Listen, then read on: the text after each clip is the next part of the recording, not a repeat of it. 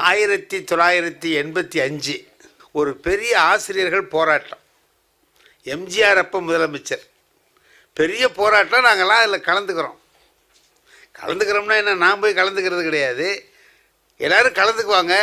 நான் வரலேன்னு குறை சொல்லுவாங்க. என்ன நீங்கள் வந்து கலந்துக்க மாட்டேங்கிற, சம்பளம் கூட வாங்கினா மட்டும் வாங்காமல் இருப்பியா நீன்னு கேட்பான். அதுக்கு என்னப்பா வரும்போது வாங்கித்தானே ஆகணும்ட்டு போடுறான்னு சொல்கிறது. என் மனைவி எனக்கு ஞாயிற்றுக்கிழமை அப்போலாம் ஒரு 100 கிராம் காப்பித்தூள் 5 ரூபா.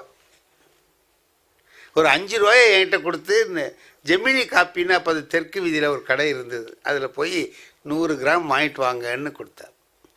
அதை வாங்கிக்கிட்டு நான் வந்து அப்போ நான் அரசங்குள தெருவுன்னு ஒரு தெருவில் இருந்தேன். அப்படி வந்து வடக்கு வீதியில் அப்படி திரும்புகிறேன். அங்கே ஒரு கூட்டம் நிற்கிது, 10-15 பேர் ஆசிரியர்களாக நிற்கிறாங்க. அவங்க என்னை பார்த்தோன்னே என்ன சொல்கிறாங்க, வரமாட்டார் நீ இதை வந்துட்டார் பாரு யாருன்னா. நானோ காப்பித்தூள் வாங்க போயிட்டுருக்குறேன். வரமாட்டாருன்னே இதை வந்துட்டார் அப்படின்னா நான் என்னமோ மாட்டிக்கிட்டோம்டான்னு மட்டும் தெரிஞ்சுக்கிட்டேன். என்னமோ இங்கே நடக்குது நமக்கு, எனக்கே தெரியாது அங்கே என்ன நடக்குதுன்னு தெரியாது. அப்புறம் அவங்க சொன்னாங்க ஊர்வலம் போகிறோம் அப்படின்னு. என்னடா இது, ஊர்வலம் போய்யா காப்பித்தூள் வாங்கணும் வேண்டி இல்லையே அப்படின்னு நினச்சிக்கிட்டு, சரி நீங்கள் தான் உங்கள் தலைமையில் இன்றைக்கி ஊர்வலன்ட்டான். ஏன்னா நம்ம போயிடக்கூடாதுங்கிற ஒரு எண்ணத்தில் நீங்கள் தான் கோஷத்தை முதல்ல சொல்லணும். போராடுவோம்னு ஆரம்பிக்க வேண்டியது நீங்கள் தான், வெற்றி பெறுவோம்னு நாங்கள் சொல்லுவோம்னா சரின்னுட்டு நான் போராடுவோம்னு போனேன். சப் இன்ஸ்பெக்டர் வந்தார், தெரிஞ்சவர். இன்றைக்கி எல்லாரையும் கைது பண்ணுறதாக இருக்கிறோம், 144 போட்டிருக்கிறோம், அதை மீறி இப்போ நீங்கள் ஊர்வலம் போய்கிட்டுருக்கீங்க, அரெஸ்ட் பண்ண போகிறோம், உங்களுக்கு இந்த வேலையெல்லாம் வேண்டாம் சார், மெதுவாக அப்படியே போயிடுங்கன்னார். நான் சொன்னேன் இங்கே வந்திருக்கப்படாது, ஆனால் வந்தாச்சு. வந்த பிறகு ஒரு போராட்டத்தில் முந்தி நின்றுட்டு திரும்பி ஓடுறதுங்கிறது அவ்வளவு நல்லது இல்லை. நீங்கள் எது வேணாலும் செய்ய சார், நான் வர்றேன்னு போயிட்டேன். போன மேஜிஸ்ட்ரேட் சொன்னார், ஏன் போங்கய்யா, உங்களுக்கெல்லாம் என்னத்துக்கு அது வேண்டாம், உங்களுக்கெல்லாம் இது ஒத்து வராதியா போங்கன்னார்.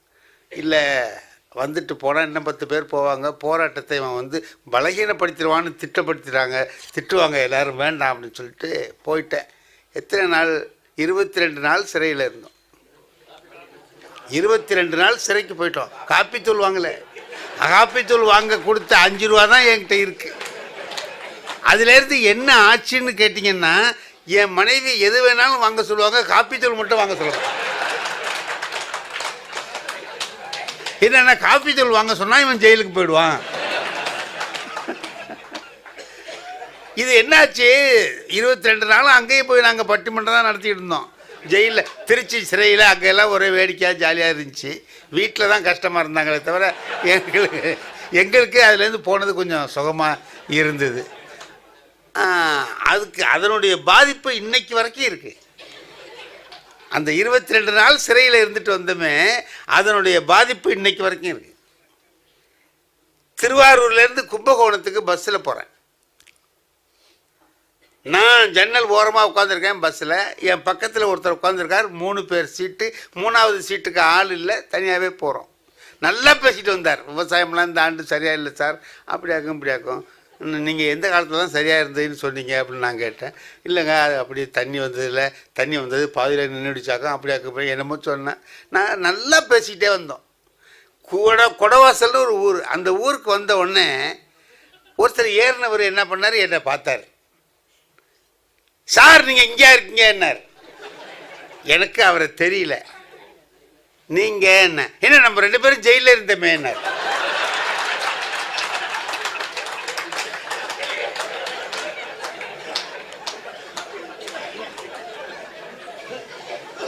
சரி திருச்சியில் இருந்து ஒரு போலர்கிட்ட சரி வாங்க உட்காருங்கன்னு 3வது ஆள் உட்கார வச்சேன். இப்போ நான் ஜன்னல் ஓரமாக இருக்கேன். அடுத்தவர் என் கூட பேசிக்கிட்டே வந்தவர் திருவாரூர்லேருந்து இருக்கிறார்.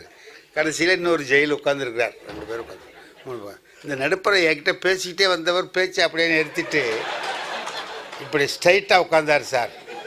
பையை பிடிச்சார் இப்படி. கும்பகோணம் போகிற வரைக்கும் கையை எடுக்கல சார், அப்படியே வச்சுருக்காங்க. ஏன்னா 2 பேரும் ஜெயிலுக்கு போயிருக்காங்க, எதுக்கு போனான்னு தெரில.